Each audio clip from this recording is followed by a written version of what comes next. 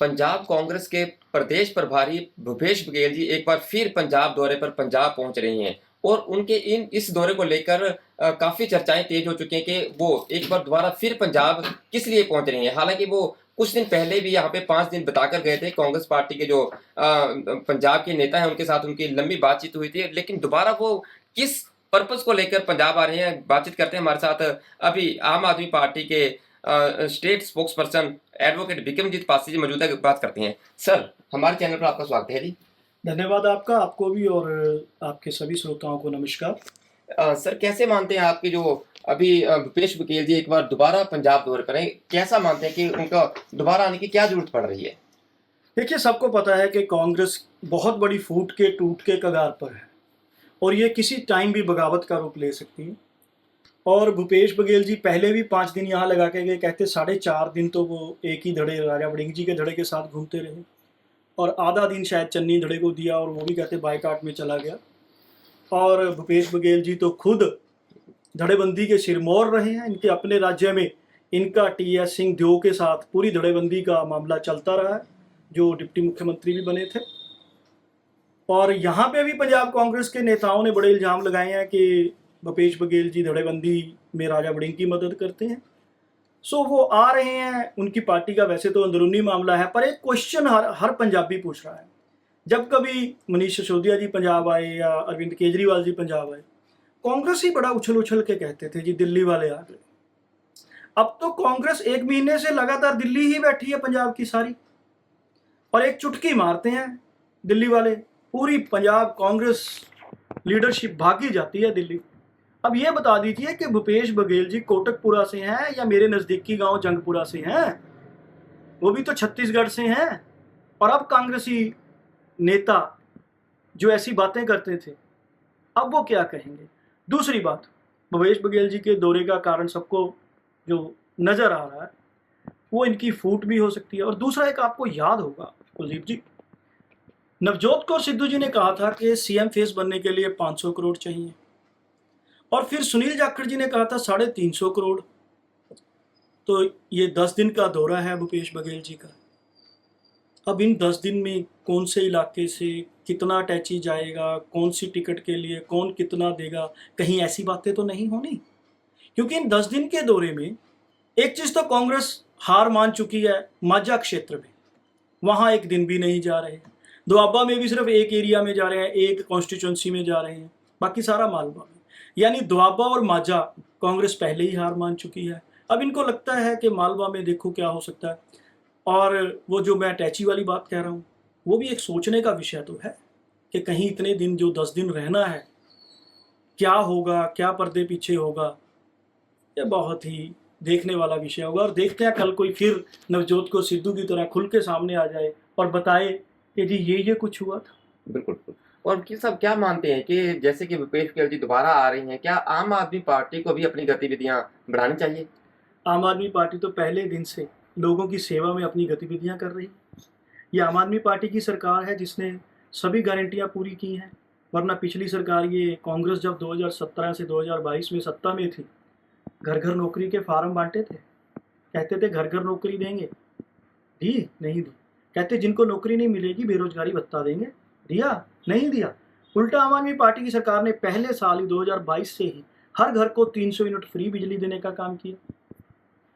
उसके अलावा आम आदमी क्लिनिक के जरिए सेहत सुविधाएं दी, स्कूल ऑफ एमिनेंस के जरिए शिक्षा सुविधाएं दी, महिलाओं के खाते में, जनरल वर्ग की महिलाओं के खाते में 3,000 इकट्ठे डाले, दलित महिलाओं के खाते में 42 लाख, 32 लाख महिलाओं के खाते में, 4500 रुपये दलित महिलाओं के खाते में, 32 लाख महिलाओं के खाते में एक मुश्त पैसे डालेगी, और कल फिर 40 लाख महिलाओं के खाते में पैसे जाने वाले हैं।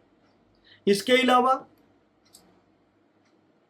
अपनी रसोई के तहत घर घर तकरीबन 38 लाख के करीब राशन किट बांटी जा चुकी है। सो पंजाब की सरकार लोगों की बेहतरी के लिए काम कर रही है। आम आदमी पार्टी पहले दिन से संगठन को मजबूत करते हुए लोगों को राहत पहुंचाने के लिए हर तरह से तत्पर है। और पंजाब की आम आदमी पार्टी तो हर टाइम इलेक्शन मोड में है, पूरी तरह से संगठनात्मक तौर पर मजबूत है। बाकी पार्टियों की बनिस्बत उनके मुकाबले में आम आदमी पार्टी कहीं ज़्यादा डिसिप्लिन और संगठनात्मक तौर पर मजबूत पार्टी है। बिल्कुल कुछ। विकी साहब, एक और क्वेश्चन है, जैसे कि पूर्व सीएम कैप्टन अमरिंदर सिंह का अपना जिला रहा है पटियाला, वहाँ से राजपुरा की बात करते हैं, वहाँ पे आप कांग्रेस पार्टी की स्थिति को कैसे देखते हैं? देखिए, मैं ना राजपुरा हल्के के जो ग्राउंड लेवल पे कांग्रेसी वर्कर हैं, मैं उनकी बड़ी इज्जत करता हूँ, परंतु जो लीडरशिप के अंदर फूट है वो हर हल्के में, आज सिर्फ हम अकेले राजपुरे की बात ही क्यों करें, वो हर हल्के में है, हर कॉन्स्टिट्यूंसी में है, और राजपुरा भी इससे कहीं दूर नहीं है। और राजपुरा के अंदर भी कांग्रेस की पोजीशन, अभी आपने देखा होगा कि बनूड़ म्यूनसिपल इलेक्शन के अंदर 13 में से 10 सीटें आम आदमी पार्टी जीती, और आज भी भगवंत मान जी को राजपुरा हल्के में भी, पूरे पंजाब में ही लोग अगला मुख्यमंत्री देखना चाहते हैं। बिल्कुल बिल्कुल बिल्कुल। तो हमारे साथ मौजूद थे आम आदमी पार्टी के सीनियर नेता एडवोकेट बिक्रमजीत पासी जी, जिन्होंने आम आदमी पार्टी की तरफ से जन कल्याण कार्यों के बारे में बताया, और लेकिन उनके एक बयान ने बड़ी चर्चा छेड़ दी है कि जो भूपेश बघेल जी दोबारा पंजाब आ रही हैं, जो डॉक्टर सिद्धू जी ने एक बयान दिया था कि जिसका अटैच किया जितना भारी होगा सीएम फेस वो बन सकता है, तो इनके जो बयान दिया है अभी, इसको देखते हैं कि आने वाले दिनों में कांग्रेस से क्या गुल खिला सकती है। कुलदीप सिंह, थैंक्स फेरा राज।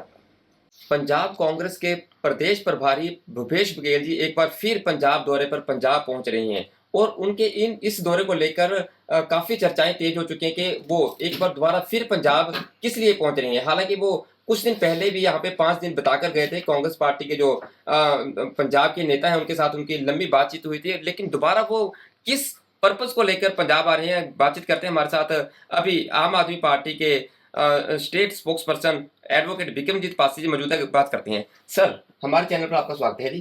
धन्यवाद आपका, आपको भी और आपके सभी श्रोताओं को नमस्कार। सर, कैसे मानते हैं आपकी जो अभी भूपेश बघेल जी एक बार दोबारा पंजाब दौरे पर हैं, कैसा मानते हैं कि उनका दोबारा आने की क्या जरूरत पड़ रही है?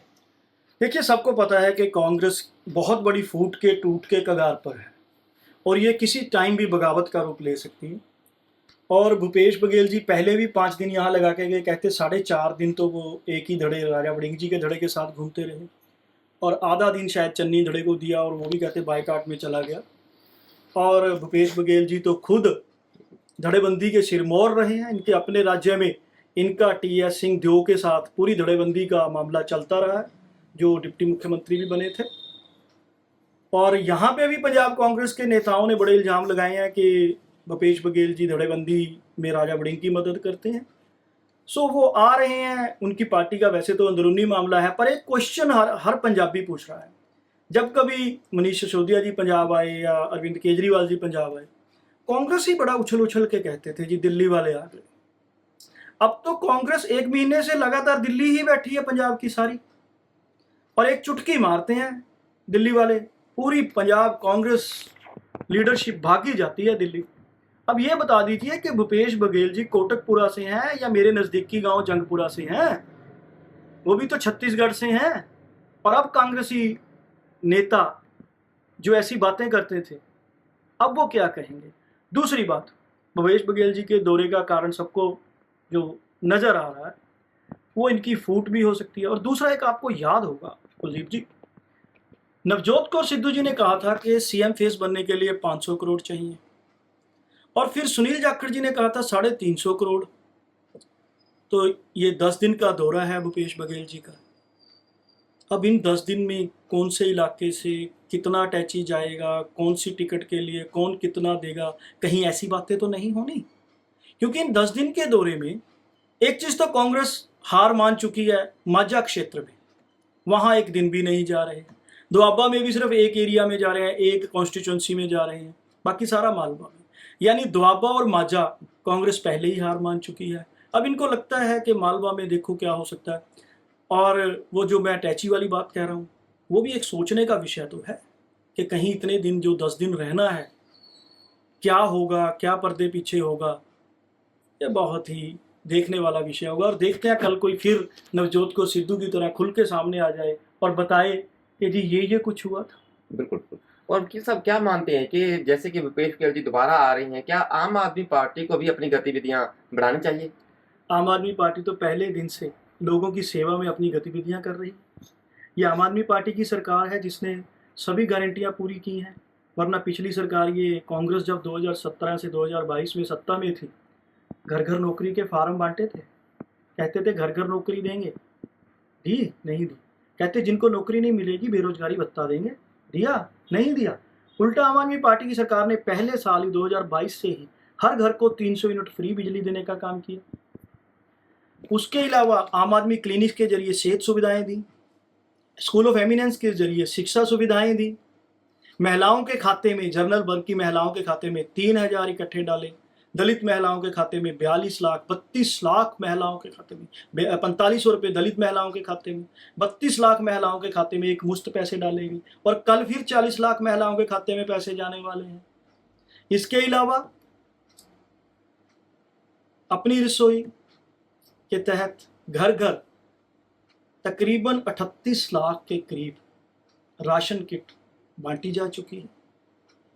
सो पंजाब की सरकार लोगों की बेहतरी के लिए काम कर रही है। आम आदमी पार्टी पहले दिन से संगठन को मजबूत करते हुए लोगों को राहत पहुंचाने के लिए हर तरह से तत्पर है, और पंजाब की आम आदमी पार्टी तो हर टाइम इलेक्शन मोड में है, पूरी तरह से संगठनात्मक तौर पर मजबूत है। बाकी पार्टियों की बनिस्बत उनके मुकाबले में आम आदमी पार्टी कहीं ज़्यादा डिसिप्लिन और संगठनात्मक तौर पर मजबूत पार्टी।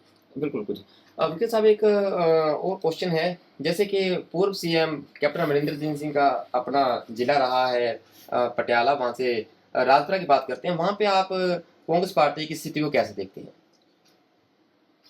देखिए, मैं ना राजपुरा हल्के के जो ग्राउंड लेवल पे कांग्रेसी वर्कर हैं, मैं उनकी बड़ी इज्जत करता हूँ, परंतु जो लीडरशिप के अंदर फूट है वो हर हल्के में है। सिर्फ हम अकेले राजपुरे की बात ही क्यों करें, वो हर हल्के में है, हर कॉन्स्टिट्यूंसी में है, और राजपुरा भी इससे कहीं दूर नहीं है। और राजपुरा के अंदर भी कांग्रेस की पोजीशन, अभी आपने देखा होगा कि बनूड़ म्यूनसिपल इलेक्शन के अंदर 13 में से 10 सीटें आम आदमी पार्टी जीती, और आज भी भगवंत मान जी को राजपुरा हल्के में भी, पूरे पंजाब में ही लोग अगला मुख्यमंत्री देखना चाहते हैं। बिल्कुल, बिल्कुल। तो हमारे साथ मौजूद थे आम आदमी पार्टी के सीनियर नेता एडवोकेट बिक्रमजीत पासी जी, जिन्होंने आम आदमी पार्टी की तरफ से जन कल्याण कार्यों के बारे में बताया, और लेकिन उनके एक बयान ने बड़ी चर्चा छेड़ दी है कि जो भूपेश बघेल जी दोबारा पंजाब आ रही हैं, जो डॉक्टर सिद्धू जी ने एक बयान दिया था कि जिसका अटैची के जितना भारी होगा सीएम फेस वो बन सकता है, तो इनके जो बयान दिया है अभी, इसको देखते हैं कि आने वाले दिनों में कांग्रेस क्या गुल खिला सकती है। कुलदीप सिंह, थैंक्स वेरा, राज।